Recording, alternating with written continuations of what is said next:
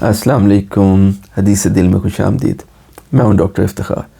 محترم دوستو، پچھلے ہفتے ہم نے آپ کے لیے ویڈیو پیش کی تھی 3 شائستہ الفاظ۔ اگر کسی وجہ سے یہ آپ سے مس ہو گئی ہو تو اس کا لنک اس وقت آپ کی اسکرین پہ آ رہا ہوگا اور ویڈیو کے آخر پہ پھر دوبارہ آئے گا۔ آج کی ہماری ویڈیو ہے ہماری علم دشمنیاں۔ دوستو، آج دنیا کے ترقی یافتہ ممالک علم، سائنس اور ٹیکنالوجی میں برتری کی وجہ سے اپنے بلند مقام پہ فائز ہیں۔ سائنس اور ٹیکنالوجی میں ترقی کے بغیر ملک کی ترقی کا تصور بھی نہیں کیا جا سکتا۔ اچھا، 8ویں اور 9ویں صدی عیسوی میں جہاں یورپ کے معاشرے متعصب، تنگ نظر اور شدت کی حد تک مذہبی تھے، وہاں اسلام کی انقلابی اور روشن دماغ سوچ نے علم، سائنس اور ٹیکنالوجی کو پنپنے کے لیے بہترین فضا مہیا کی۔ اسی وجہ سے اسلامی حکومتوں کے مرکزی شہر مثلاً بغداد، کوفہ، بصرہ، سمرقند اور بخارا علم و دانش کے مرکز بنتے چلے گئے اور تمام دنیا سے لوگ اپنے علم کی پیاس بجھانے ان یونیورسٹیوں کا رخ کرنے لگے۔ لیکن دوستو، بدقسمتی سے علم دوستی کی یہ فضا زیادہ عرصے تک قائم نہ رہ سکی۔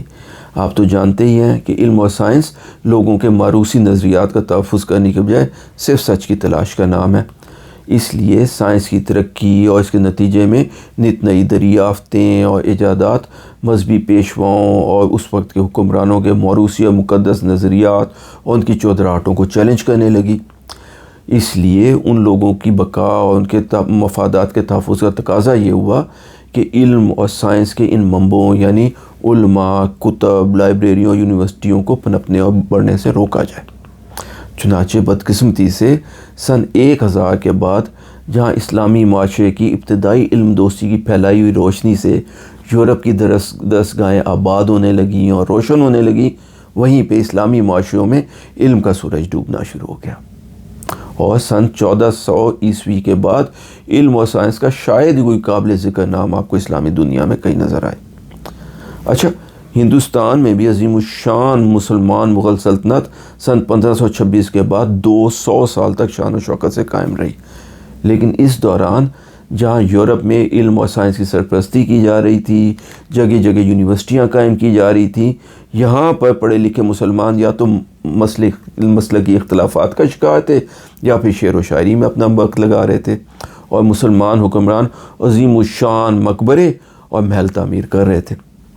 آج ہم بہت فخر سے اپنے بچوں کو الکندی، ابن سینا، رازی، ابن رشد، جابر بن حیان کے نام عظیم مسلمان سائنسدانوں کے طور پہ بتاتے بھی ہیں اور ان کو یاد بھی کراتے ہیں، اور ساری دنیا میں بھی فخر سے سینہ ٹھونک کے یہ اعلان کرتے پھرتے ہیں کہ دیکھیے اپنے وقت کے یہ بلند پایا عالم اور سائنسدان دراصل مسلمان تھے۔ لیکن ہم یہ بتانا بھول جاتے ہیں کہ خود مسلمانوں نے ان محسنوں کے ساتھ کیا شرمناک سلوک کیا۔ آئیے ہم آپ کو بتاتے ہیں۔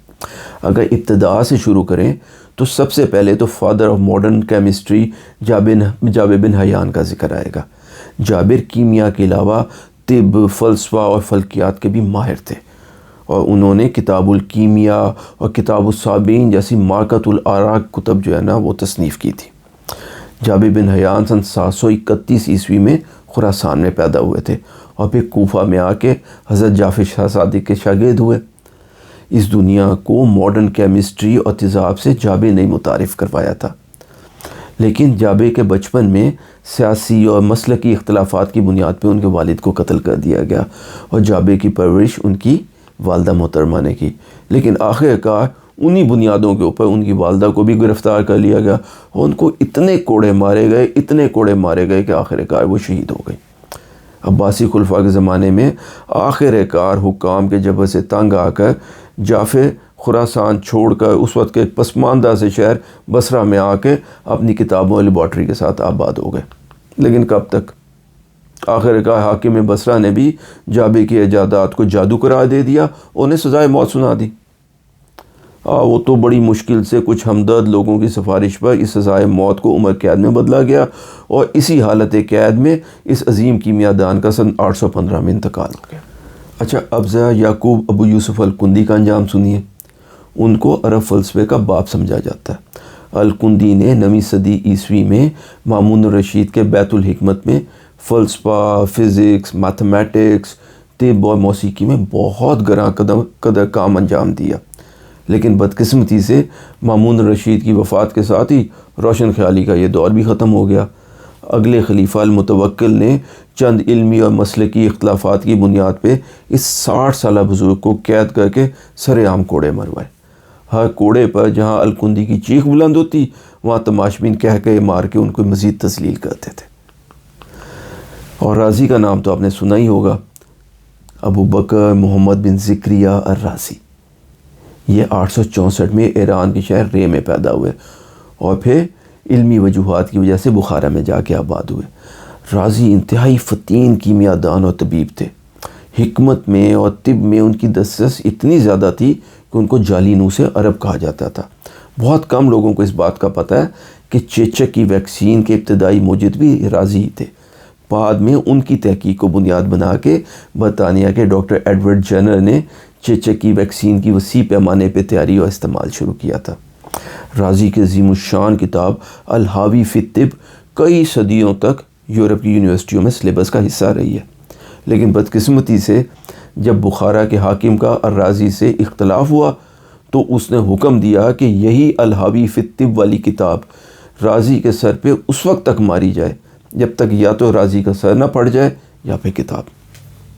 دوستو، اس تشدد کے نتیجے میں رازی دونوں آنکھوں سے اندھے ہو گئے اور اسی حالت میں اس دنیا سے رخصت ہوئے۔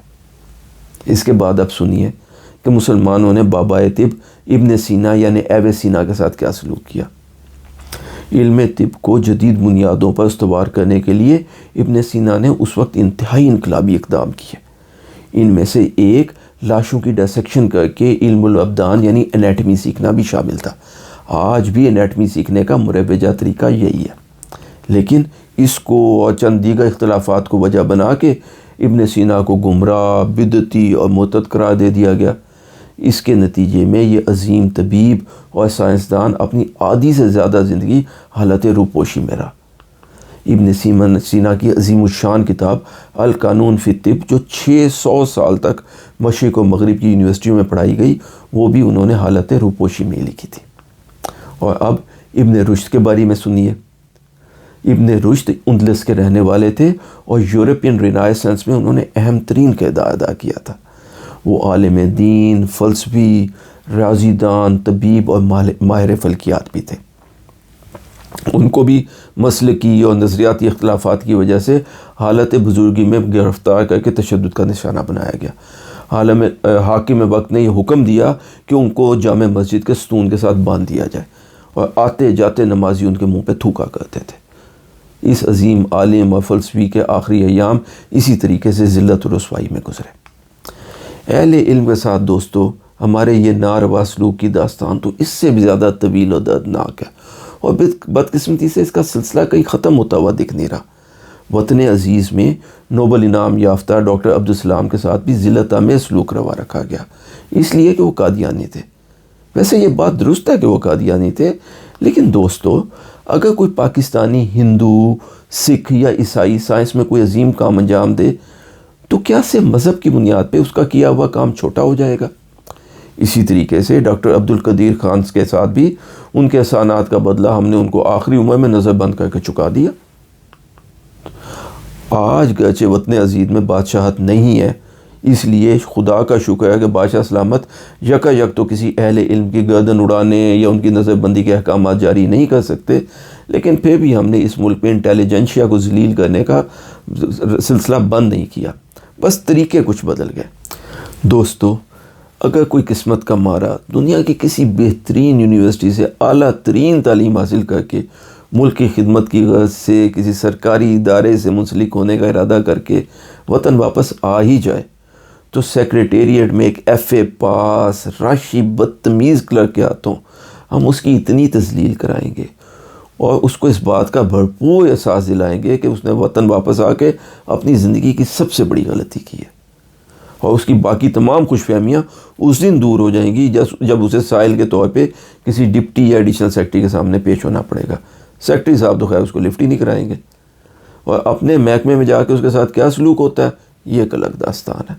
غرض پڑھے لکھے اور اعلیٰ تعلیم یافتہ اور تربیت یافتہ افراد کی ایک بڑی تعداد اگلی فلائٹ سے واپسی میں اپنی عافیت سمجھتے ہیں۔ اس برین ڈرین کے نتیجے میں ملک کے مقدر پر بھی جہالت اور پسماندگی کی ایک موج ثبت ہوتی چلی جاتی ہے۔ اس لیے یہ سرزمین علم، دانش، ہنر اور قابلیت سے خالی ہوتی چلی جا رہی ہے۔ محترم دوستو، یہ تاریخ کا اہم ترین سبق ہے کہ جو قومیں اپنے اہل علم کو ذلیل و رسوا کرتی ہیں، دنیا میں ذلت و رسوائی خود ان کا اپنا مقدر بن جاتی ہے، اور ہم بحیثیت قوم آج اس کا ایک زندہ ثبوت ہے۔ اگر ہم دنیا میں ایک ترقی یافتہ اور مضبوط قوم کے طور پہ بڑھنا چاہتے ہیں تو ہمیں اپنی علم دشمنی کی یہ روش ترک کر کے اپنے پڑھے لکھے طبقے کی قدر کرنا ہوگی۔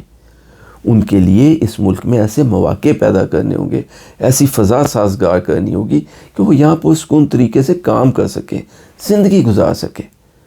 دوستو، ہم ساری دنیا کی باتیں سنتے ہیں، ساری دنیا کے نخرے اٹھاتے ہیں۔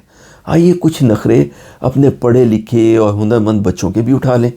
یہ تمہارے اپنے بیٹے اور ہماری اپنی بیٹیاں۔ اگر یہ ملک میں سکھ کے ساتھ رہیں گے تو یہ ملک بھی ترقی کرے گا، اور ان کی قربت کی وجہ سے ہماری اپنی آنکھیں بھی ٹھنڈی رہیں گی۔ اگر آپ کو ہماری آج کی یہ ویڈیو پسند آئی ہو تو اسے لائک کیجیے، اس چینل کو سبسکرائب کریں، اور ہاں، بیل آئیکن دبانا نہ بھولیے گا۔ اپنے اور اپنے آس پاس کے تمام لوگوں کا بہت خیال رکھیے۔ اللہ ہم سب کا حامی و ناصر ہو۔ السلام علیکم ورحمۃ اللہ وبرکاتہ۔